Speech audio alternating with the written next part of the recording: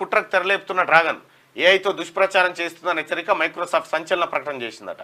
ఇక తెలంగాణ బార్డర్లో ఎన్కౌంటర్, ములుగు జిల్లా కర్రిగుట్టలు ఛత్తీస్గఢ్ సరిహద్దులో ఘటన జరిగింది. పాంచ్ గ్యారంటీ పక్క ఇక దేశ ప్రజల కోసం గ్యారంటీలు అమలు చేస్తామని చెప్పేసి కాంగ్రెస్ పార్టీ చెప్తా ఉంది. దేశ గౌరవానికి మోడీ తూట్లు పడిచారు. రాజ్యాంగాన్ని మార్చేందుకు మోడీ కుట్రలు.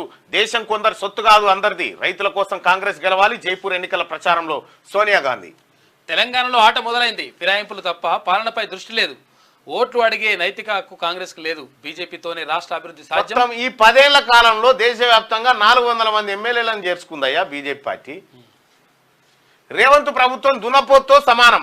కేసీఆర్ ఎర్రటెండల్లో ప్రజల్లోకి తిరిగితే రేవంత్ ఐపీఎల్ మ్యాచ్లు అంటూ తిరుగుతున్నానంటే నేను నమస్తే తెలంగాణ మనం చెప్పినాక ఏ పోటీ వాళ్ళు వేసినని. ఇగో తమ్ముడు ఇవాళ బయటికి వచ్చిండు. వీళ్ళు భరతులు సమానం. మేము ప్రతిష్టాత్మక రామ మందిరం నిర్మించాం. కాంగ్రెస్ దీనిని తీవ్ర